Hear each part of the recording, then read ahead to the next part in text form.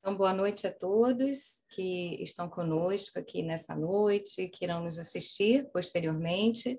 Hoje, no dia 8 de agosto de 2023, nós estamos recebendo o nosso companheiro tarefeiro aqui do Meimei Coquitlam Society, o Fábio Bahia, e o Fábio irá conversar conosco hoje sobre o tema Os Seres que Somos Nós.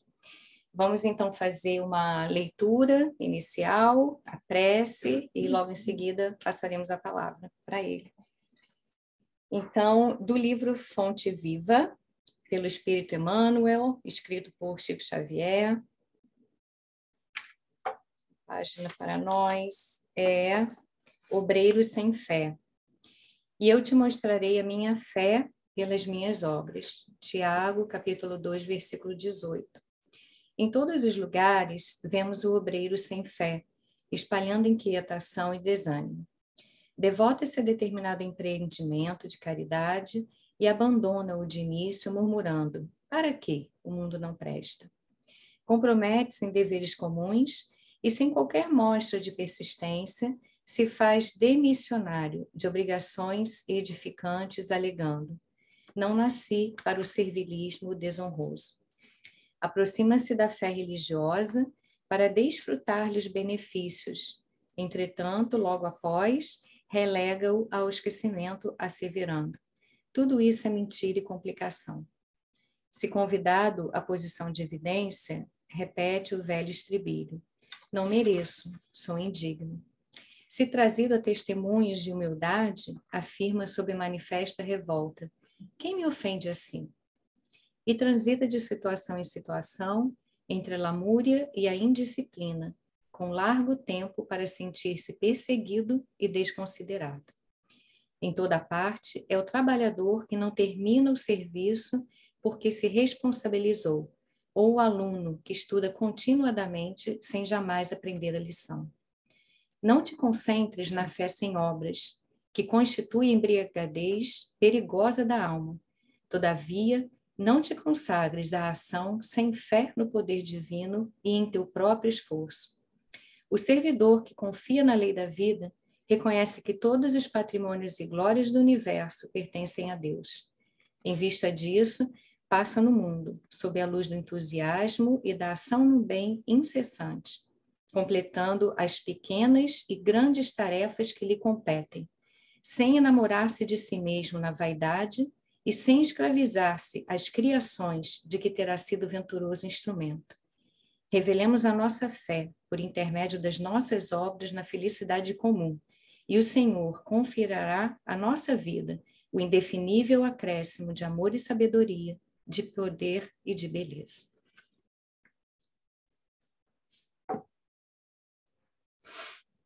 Vamos então, nesse momento, unindo os nossos corações, os nossos pensamentos, nos sentindo presentes aqui, nesse momento, nessa sala de palestra, ainda que virtualmente, participando ativamente desse lindo instante em que receberemos ensinamentos do Cristo, da espiritualidade amiga, através do nosso companheiro Fábio. Que Deus, que toda a espiritualidade benfeitora, em especial nossa querida irmã Meimei, possa envolver o nosso companheiro para que ele tenha a palavra fácil que toque os nossos corações, mas que tenhamos os ouvidos de ouvir e os olhos de ver. Obrigada, Mestre Jesus, e fique conosco durante esses instantes. Que assim seja. Graças a Deus. Então, vamos lá, a palavra é sua. Obrigada. Ai, meu Deus. Pessoal, boa noite a todos. Obrigado pela presença. Quer dizer que é uma alegria, né? Sempre uma alegria estar aqui, né? Ter essa oportunidade de poder fazer essa exposição para vocês. É uma honra, né?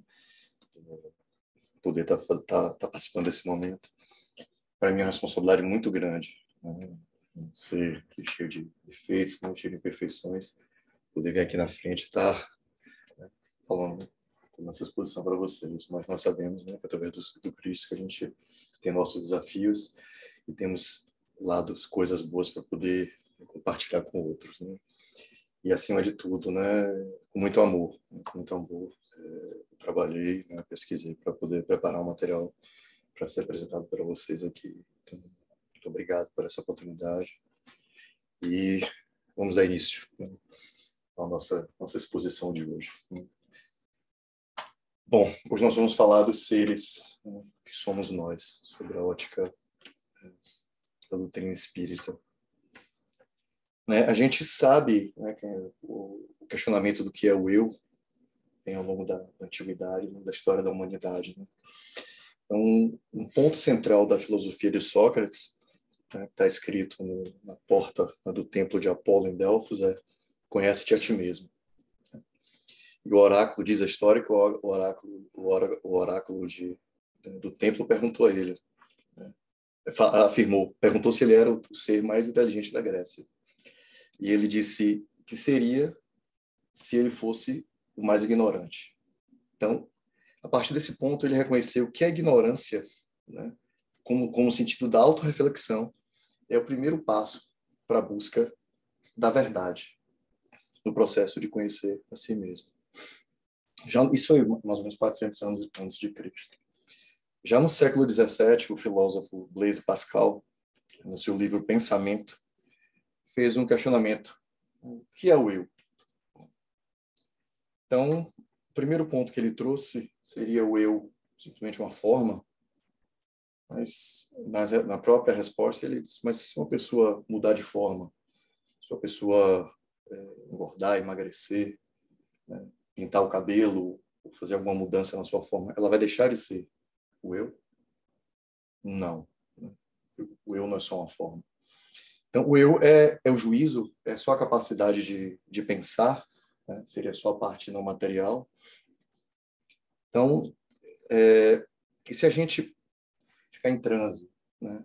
Se tivermos um trauma, né? Perdermos a consciência, ficarmos em coma, nós vamos deixar de ser o eu? Não. Então, o eu também não é só isso. Então, após, né, desenvolver esse assunto, ele chegou à conclusão que o eu é uma persona. Né? E o que isso quer dizer? Né? Que não se consegue distinguir com clareza o que é o eu, porque o eu tem várias faces. Né? E nesse âmbito, nós inventamos 3 eus. Um eu para si, né, para nós mesmos, um eu para os outros, e é um eu que a gente acredita que é que os outros acham de nós. Então a gente vai vivendo, né, nesse embaraçado, né, de entendimentos, né, e nessa falta de entendimento nós vamos escondendo realmente quem somos, né? Vamos fugindo de nossas missões, né, do que assumimos como compromisso, nosso planejamento reencarnatório, e assim aumentando nossos conflitos, né? Conflitos esses que são profundos, né, vindo daqueles seres que trazemos de outras existências. É como se fosse um medo de ser descoberto. A gente vai criando máscaras, né, e nos disfarçando para poder sobreviver. Então, hoje aqui eu vou trazer alguns pontos sobre a luz da doutrina espírita para a gente entender melhor como a gente chegou aqui, como compreendermos as leis divinas e como nos darmos melhor com esses seres que nos habitam, né? Seres que somos nós. Bom, nós sabemos, né, que nós somos criados simples, ignorantes, e somos inseridos aqui no mundo físico para interagir com as pessoas, com as leis, termos nossas experiências. E nesse íntere, né, Deus nos concedeu o livre-arbítrio. Santo Agostinho escreveu uma obra dividida em 3 livros, são 3 obras, só para tratar do livre-arbítrio. E diante de uma imensidão, né, da obra dele, procurei aqui uma síntese do entendimento dele pelo livre-arbítrio. Então, ele afirma que é uma lei divina e que o livre-arbítrio é dado ao homem por Deus com o objetivo que viva plenamente o bem, com autonomia e responsabilidade pelos seus atos. Com autonomia e responsabilidade pelos seus atos. Então, o livre-arbítrio não é liberdade. O livre-arbítrio é limitado conforme o nosso nível evolutivo. Tá?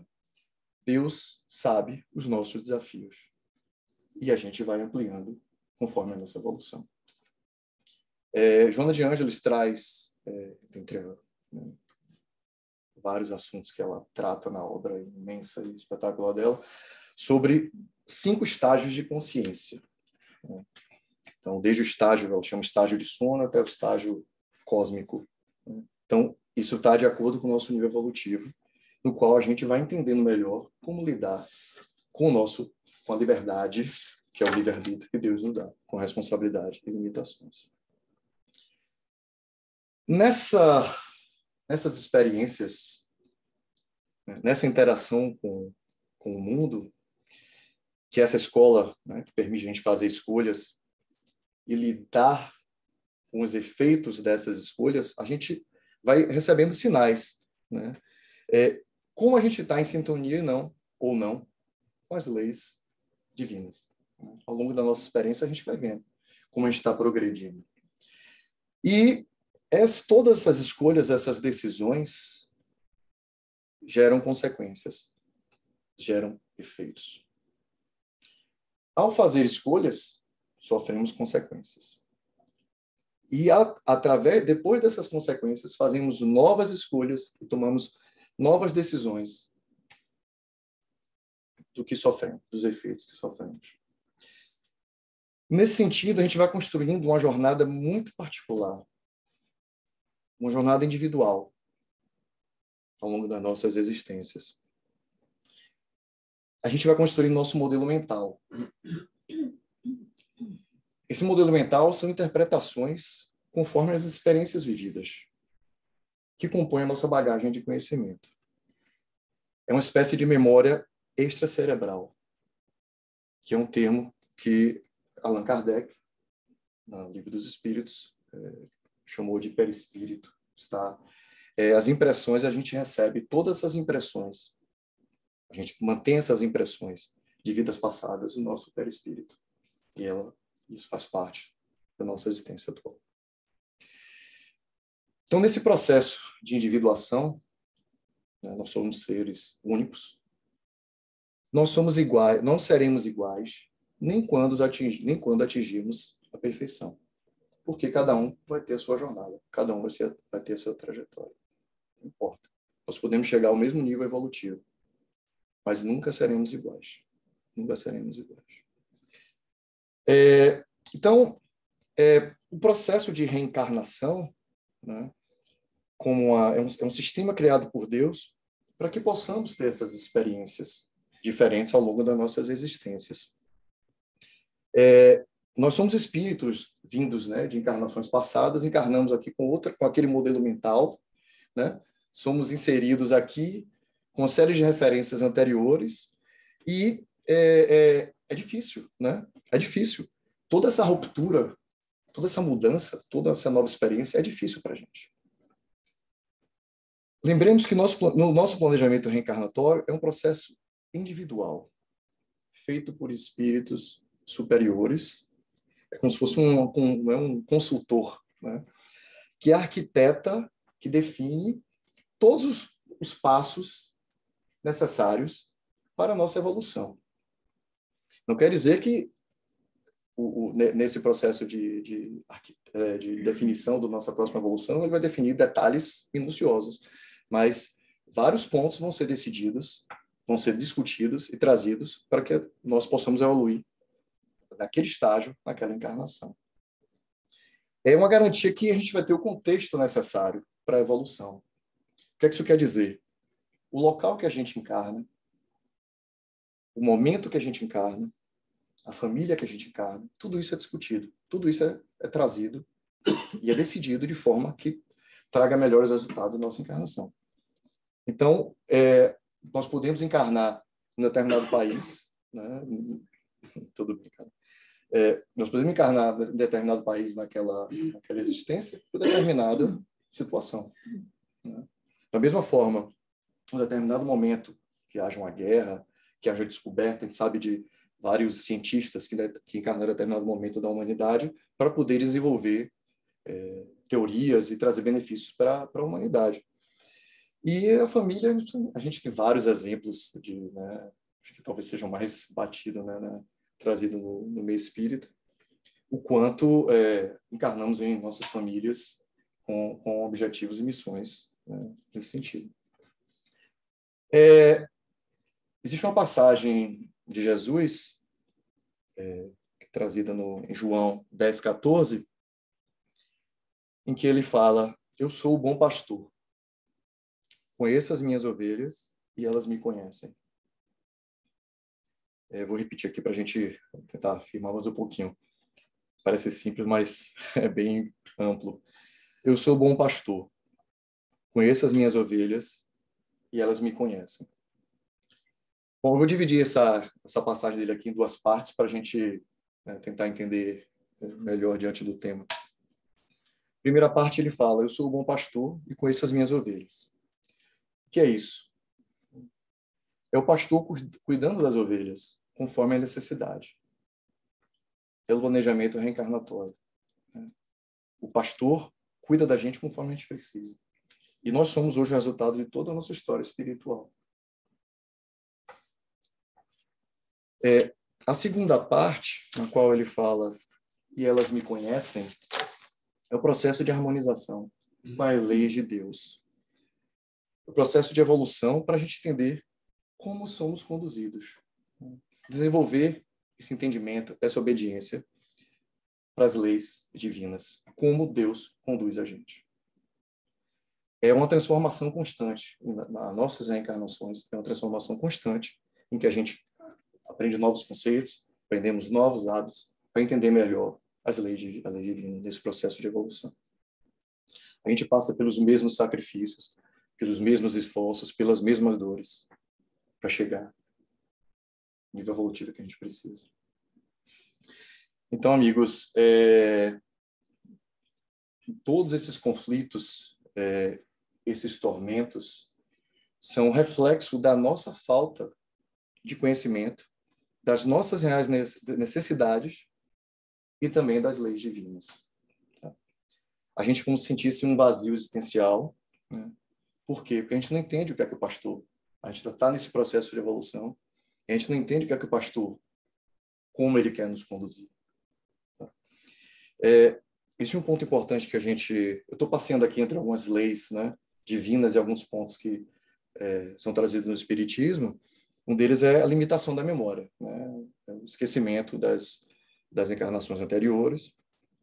E isso é realmente um obstáculo, né, mais um desafio e um obstáculo das nossas para entender as nossas necessidades, né, de quem realmente somos.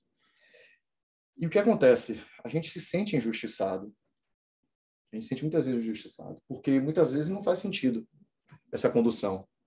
A gente acha que está sendo prejudicado, né, que Deus não está sendo correto com a gente, né, que a gente passa por dificuldades, passa por doenças, ou um parente, ou o que for.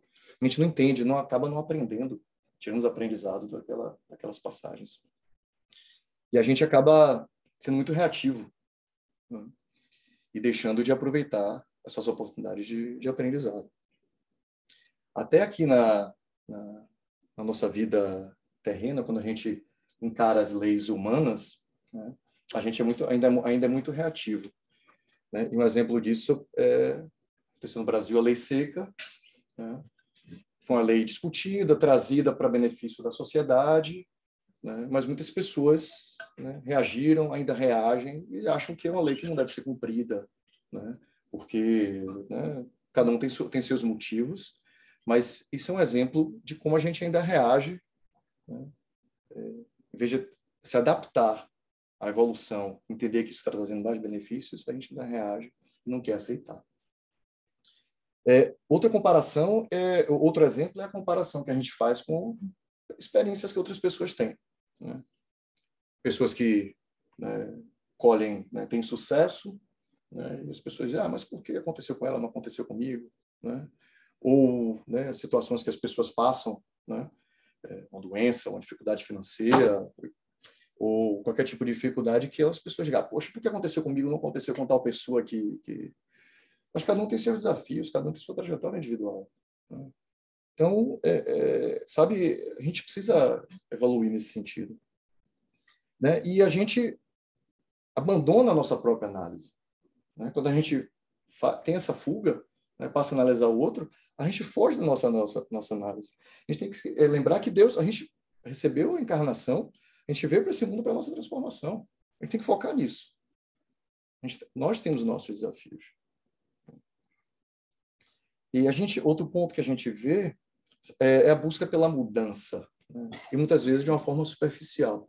Então, muitas pessoas entram em terapias, tal, naquele primeiro período ali, demonstram uma série de vontades, uma série de desejos, né? Mas são simplesmente desejos, né? É uma coisa superficial e a gente é um entendimento como se fosse uma busca de uma felicidade pela obtenção de um prazer temporário, não uma coisa duradoura. Tá?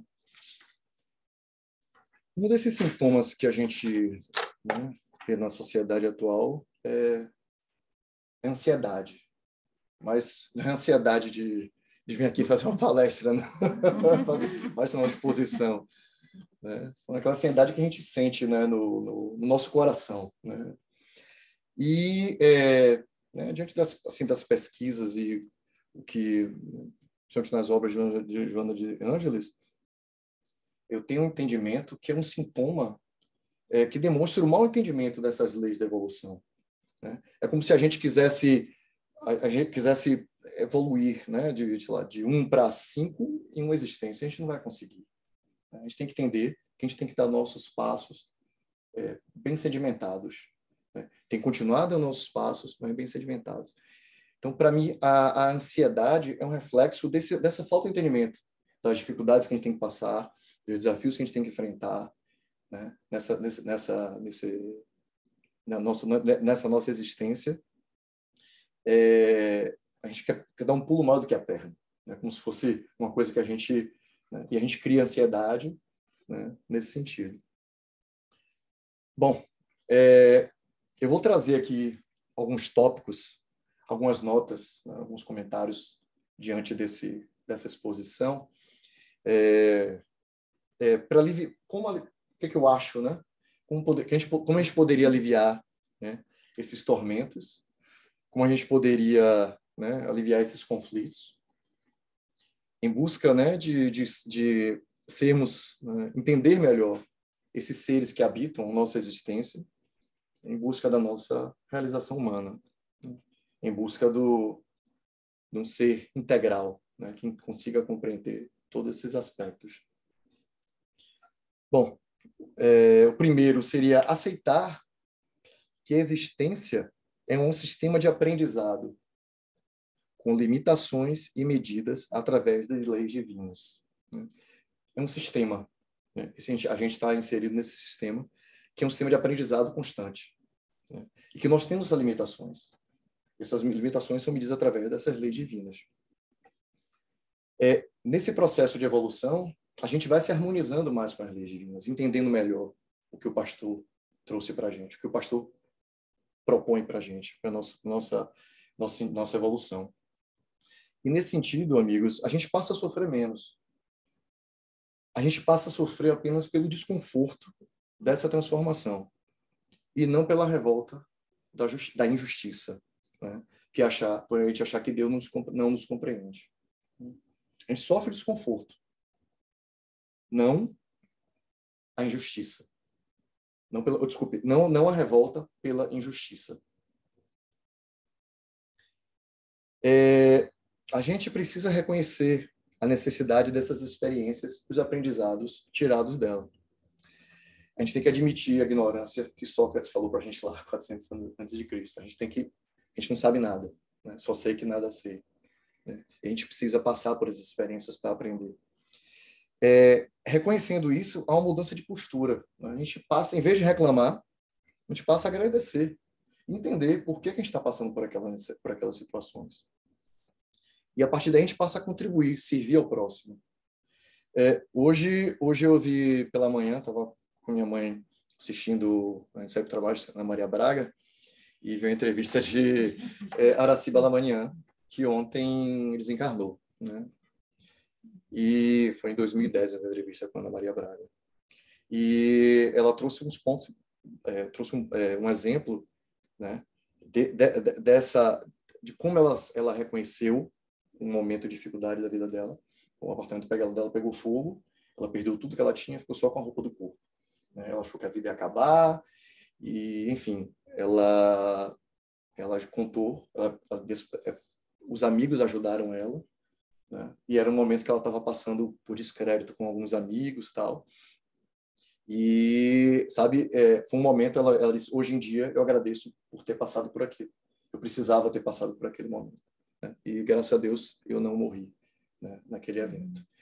E nessa mesma história, ela contou uma história de Nair Belo, que teve com Chico Xavier. Não sei se vocês já ouviram, que o filho dela faleceu, desencarnou, e ela perguntou a Chico Xavier, por que eu? Ela estava sofrendo muito. Por que eu? Chico Xavier respondeu para ela, por que não você? Então, assim, a gente precisa reconhecer as necessidades dessas experiências para a nossa evolução. Terceiro ponto seria buscar o autoentendimento. Eu fiz uma diferençazinha um pouquinho entre autoentendimento e autoconhecimento, né? O autoentendimento seria algo mais razoável à nossa capacidade humana. Tá? É como se a gente entende o que é Deus, mas a gente não conhece o que é Deus. O autoconhecimento é uma coisa muito mais profunda e a gente, na nossa experiência humana, não tem acesso a informações de vidas passadas. Então, o que caberia a gente é entender como isso funciona. O processo de conhecimento é uma coisa muito mais ampla, muito mais profunda. Tá? Então, eu tô trazendo a sugestão de procurar a busca desse autoentendimento através de análise continuada. Uma coisa, a gente precisa fazer esse processo de autoentendimento e evolução durante toda a nossa vida. A gente não é uma coisa momentânea, temporária. Uma coisa que tem que passar por toda a nossa vida. E nesse processo de autoentendimento, a gente tem que saber que esse é um processo doloroso, porque a gente vai descobrir uma série de pontos que a gente não vai gostar. Sabendo que a gente, hoje, é resultado de toda a trajetória individual que a gente escolheu ao longo das nossas existências. E, finalmente, irmos em busca de uma mudança estruturada, com a expansão da consciência e baseada na lei do amor. Vou trazer aqui o exemplo da conversão de Saulo para Paulo, né? Ele afirmou, porque nem mesmo compreendo o meu modo de agir, pois não faço o que prefiro, e sim o que detesto. Nós sabemos que Saulo perseguiu os cristãos durante uma boa parte da sua vida. E, em determinado momento, ele se converteu, né, a apóstolo, né, e passou a disseminar a palavra de Jesus. Parece que foi, mas não foi um processo repentino, né? O cristianismo já estava nele, mas ele estava lutando contra aquilo. Tá? Então, o processo de mudança é uma coisa, no final das contas, é uma coisa lenta. É uma coisa lenta, mas isso tem que ser estruturado. Nós reencarnamos para evoluir, porém o eu profundo não se muda rapidamente. Todo aquele modelo mental, toda a nossa natureza, a gente traz conforme as nossas experiências. Tem uma história do escorpião que queria atravessar um rio e pediu ajuda para o sapo. E o sapo disse, mas quando a gente for atravessar o rio, ele queria montar no sapo para atravessar o rio. E o escorpião falou, o sapo disse, mas você vai me picar e a gente vai morrer. Aí o escorpião disse, não vou fazer isso, né? A gente vai morrer. Não tem, né? Você é doido? Não vou fazer isso nunca. Aí o sapo, então tá bom, quero ajudar, eu vou fazer. E aí começaram a atravessar o rio e no meio do caminho o escorpião picou o sapo. E aí o sapo falou, mas você falou que, né, você não iria me picar? O escorpião respondeu, desculpa, é da minha natureza. Então, a gente precisa entender, né, o que está dentro da gente, essa nossa natureza, e quais são esses aspectos, essa mudança de consciência que a gente pode mudar. E o que a gente muda é exatamente isso, é o nosso nível de consciência, né? A gente sofre influências do ambiente, a gente recebe uma série de aprendizados na escola, de amigos, da família, né? Mas a gente já nasce com aquele modelo mental, com aquela memória extracerebral pronta, e a gente tem que evoluir com base, utilizando o melhor possível essa experiência que a gente tem. Jung afirmou: ninguém se torna iluminado por imaginar figuras de luz, mas sim por tornar consciente a escuridão. Uma coisa muito mais ampla. Com outro nível de consciência, nós entendemos que os seres que somos buscam nada mais, nada menos que o amor, que é a lei que mais serve ao nosso progresso. Nesse sentido, Saulo afirmou: não sou eu quem vive, mas Jesus quem vive em mim.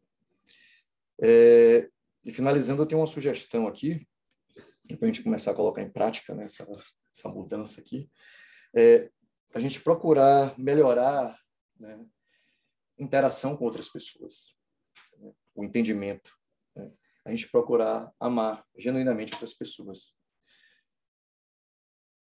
Por quê?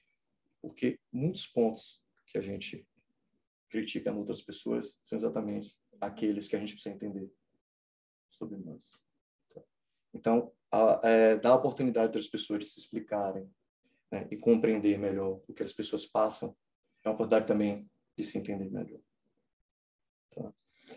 A doutrina espírita clareia nossas consciências, né? Traz uma série de ensinamentos, uma série de oportunidades para a gente despertar, né, essa fé, esse entendimento que está dentro dos nossos corações.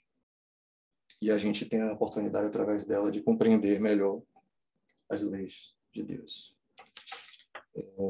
Para finalizar, eu trouxe aqui uma poesia, são apenas quatro estrofes, de uma poesia psicografada por Chico Xavier, no livro Parnaso de Além Túmulo, é o texto número 25.